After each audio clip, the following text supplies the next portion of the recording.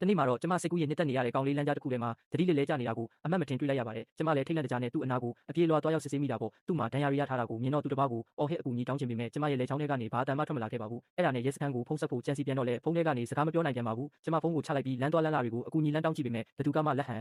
ပြစကား sign language ကိုနားမလည်ကြပါဘူးအဲ့ဒီအချိန်မှာပဲကျောင်းကအလှပန်းလေးကထိုလန်းကနေမတော်တဆဖျက်လျှောက်သွားတာနဲ့ကျမလည်းသူမကိုအတင်းဆွဲပြီးအကူအညီတောင်းလိုက်ရပါတယ်သူမကတော့စကားပြောနိုင်တဲ့သူမို့လို့ဘေးနားကလူတွေစီကနေချက်ချင်းပဲအကူအညီတောင်းပေးနိုင်ခဲ့ပါတယ်အဲ့ဒီအချိန်မှာပဲထိုကောင်လေးဟာအမြဲတမ်းဒီအလှပန်းလေးပေါ်စိတ်ဝင်စားခဲ့ဘူးတာကိုကျမပြန်တွေးမိသွားပါတယ်ကျမကတော့ဝေးဝေးကနေပဲဒီတိုင်းတိတ်တိတ်လေးငေးကြည့်နေခဲ့ရတာပါသူတို့နှစ်ယောက်ကိုကြည့်ရင်ကိုတိမ်ငယ်စိတ်တွေကတားမရစီမရလွှမ်းမိုးလာတာကြောင့်ကျမချက်ချင်းပဲလှည့်ထွက်လာခဲ့ပါတော့တယ်သူ့ကိုတကယ်ကူညီပေးခဲ့တာကျမပါဆိုတာကိုသူဘယ်တော့မှသိမှာမဟုတ်တော့ဘူးလို့ပဲတွေးထားခဲ့တာပါဒါပေမဲ့မထင်မှတ်ပဲသူစေးရုံကဆင်းလာတဲ့အခါကျမကိုကျေးဇူးတင်ဖို့အတွက်ကျမတို့အိမ်ထိအထူးတလဲရောက်လာခဲ့ပါတယ်တိုးတော်လည်းတိမ်ငယ်စိတ်တွေကြောင့်ကျမတကားဖွင့်မပေးရဲခဲ့ပဲလိုက်ကာကွယ်လေးနောက်ကနေပဲသူ့ကိုခိုးပြီးငေးကြည့်နေခဲ့မိပါတယ်ရက်အနေငယ်ကြတော့တနေ့မှာထိုကောင်လေးကကျောင်းရဲ့အမှုပညာပွဲတော်မှာရှိမဲ့သူ့ရဲ့ဖျော်ဖြေပွဲကိုလာကြည့်ဖို့ကျမကိုဖိတ်ခေါ်ခဲ့ပါတယ်ကျမလည်းသူ့အတွက်အမတ်တရလက်ဆောင်ဖြစ်ဂီတာတီးတဲ့လက်ခတ်ပြားလေးကက်ထဖက်ကိုတေးသေးချာချာပြင်ဆင်သွားခဲ့တာပေါ့ဒါပေမဲ့စင်ပေါ်မှာတောက်ပလင်းလက်နေတဲ့သူ့ရဲ့ပုံရိပ်ကိုမြင်လိုက်ရတဲ့အချိန်မှာတော့ကျမမျက်ရည်တွေဝဲပြီးလှည့်ထွက်ခဲ့ရပြန်ပါတယ်စင်ပေါ်ကမိမောင်းထိုးခံထားရတဲ့သူ့ပုံစံပြီးတော့ကျောင်းကအလှပန်းလေးလိုနဲ့ရှင်းလိုက်ရင်ကျမကတော့ဘယ်တော့မစိုးတမိုးမရှိဆုံးအရေးမပါတဲ့သူတယောက်ဖြစ်နေမှာကိုသိနေလို့ပါကျမဖျော်ဖြေပွဲကိုဆုံးအောင်မကြည့်ပဲအိမ်ကိုပဲတန်းပြန်လာခဲ့ပါတယ်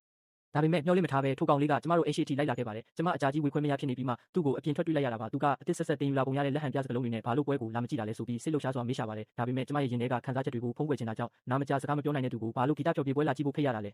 သူများတွေကျမကိုလှောင်ပြောင်ရဲမောအောင်လုပ်ချင်လို့လားဆိုပြီးစိတ်ဆိုးချင်အောင်ဆောင်ကမေးလိုက်ပါတယ်ကျမအံ့ဩသွားရတာကတော့ထိုကောင်လေးဟာလက်ဟန်ပြစကားအုပ်ကိုမြောက်ပြပြီးတေးသေးချာချာလေ့ကျင့်ထားတဲ့လက်ဟန်ခြေဟန်တွေနဲ့ဂီတဆိုတာနားနဲ့တင်နားထောင်ရတာမဟုတ်ပါဘူးနှလုံးသားနဲ့လည်းခံစားလို့ရပါတယ်လို့ပြန်ပြောခဲ့လို့ပါပဲအဲ့ဒီအချိန်မှာပဲကျမရဲ့မျက်ရည်တွေဟာထိမ့်မရပဲဝုန်းကနေစီးကြလာပါတော့တယ်သူ့အပေါ်ထားရှိတဲ့ကျမရဲ့အချစ်တွေကိုသူရိပ်မိသွားမှစိုးရိမ်တာကြောင့်ကျမချက်ချင်းပဲအဝေးကိုပြေးထွက်ခဲ့မိပါတယ်နောက်ရက်ကြောင်းရောက်တော့အမှုပညာခန်းထဲမှာသူနဲ့ထပ်မံဆုံတွေ့ကြပြန်ပါတယ်သူကကျမရဲ့ပုံဆွဲစာအုပ်ကိုလှန်လို့ကြည့်ရှုရင်ကျမရဲ့ပကြီးလက်ရာတွေကိုတောက်လျှောက်ချီးကျူးနေခဲ့တာပါအဲ့ဒီနောက်စာအုပ်ထဲကသူ့ရဲ့ပုံတူပကြီးကားလေးကိုသူမြင်သွားခဲ့ပါတယ်အခြေအနေမဟန်တော့ဘူးဆိုတာသိလိုက်တာနဲ့ကျမလည်းပုံဆွဲစာအုပ်ကိုပြတလဲလူယူလိုက်မိပါတယ်အချိန်ပိုင်းတွင်းမှာပဲအခန်းထဲကအခြေအနေတစ်ခုလုံးဟာတိတ်ဆိတ်ပြီးလုံးဝကိုပြောင်းလဲသွားခဲ့ရပါတယ်ကောင်လေးကစတင်ပြီးမင်းငါ့ကိုသဘောကျနေတာလားလို့လက်ဟန်ပြစကားနဲ့တလေးတစားမေးလာပါတယ်ကျမကရှက်ရှက်နဲ့ခေါင်းညစ်ပြလိုက်တဲ့ထိုးစက္ကန့်ပိုင်းမှာပဲသူဟာအံ့ဩမြင်သက်ပြီးထိုနေရာမှာတင်ကြောက်ရွံ့တရုပ်လိုတောင့်တကြီးဖြစ်သွားခဲ့ပါတော့